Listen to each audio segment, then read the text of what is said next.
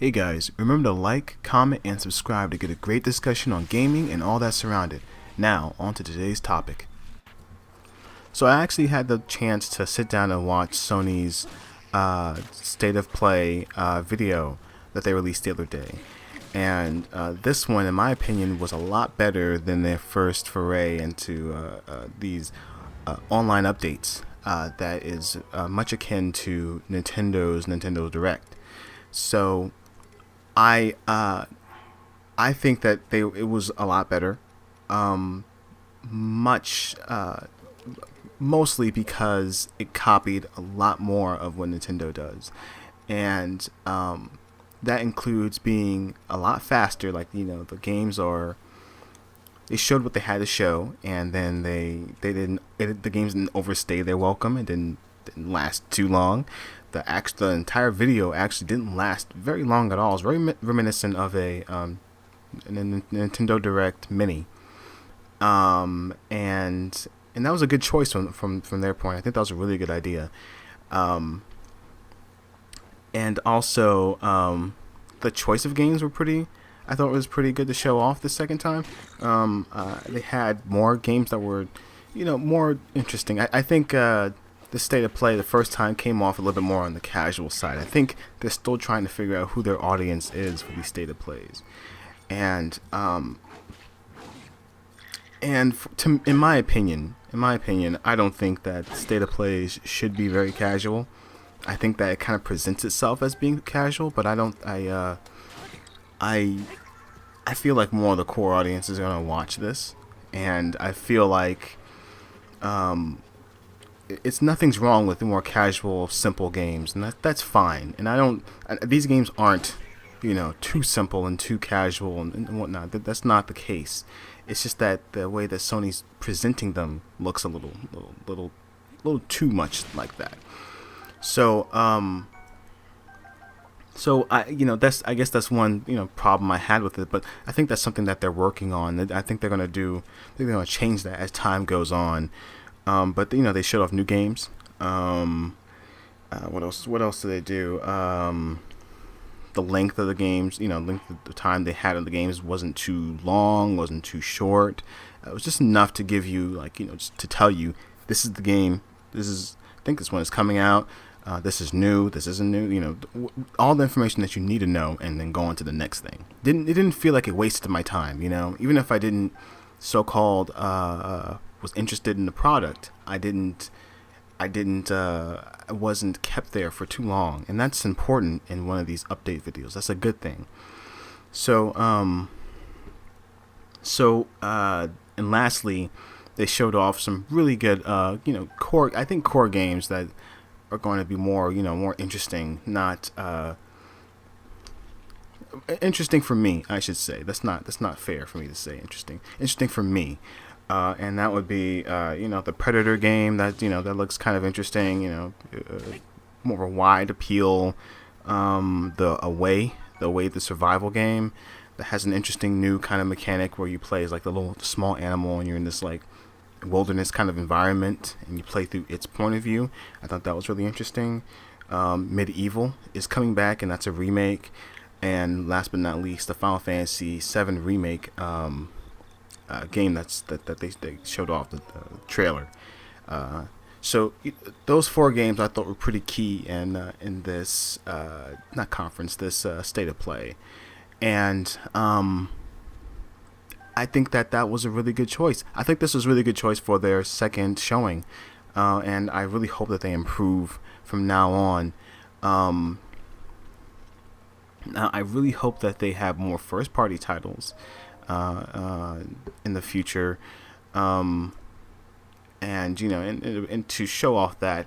Now for things to improve for next time, I would really want them to have like a what would it be? I think it would have been really awesome to have like the Persona 5 Royal to show off that game.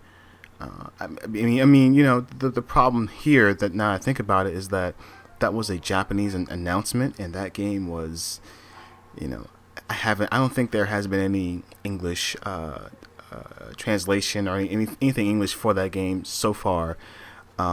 Of course, we know it's coming, but that has not been shown off yet. So I would really like something like Persona 5 to be shown off at the State of Play, Persona 5 Royal.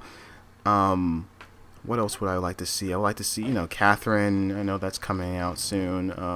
Whatever, maybe Sekiro, DLC. Anything else. Anything else that's coming out in the following months. I think that would be really good to show off at those kind of events. And but that's just a suggestion, and because I think that Sony is still trying to figure out what they want to show at these events, and I feel like they're trying to not make it so big, too big or too small, and they're trying to figure out a middle ground, because E3 is coming up, and even though they're not going to be there, they still want to have something to show around that time. Kind of like Nintendo isn't there at E3, but they still have a Nintendo Direct at that time. So you want to have something there, and of course they don't want to show Ghost of Tsushima or The Last of Us Part 2. They don't want to show that now, of course. Or definitely not talk about next gen right now. They want to talk about their games and whatnot. So all this stuff has to, they have to figure that out, and I'm sure they're thinking about that and whatnot. Now, that's pretty much all my thoughts about this. What I find interesting about the actual content of the State of Play is what was it? Medieval.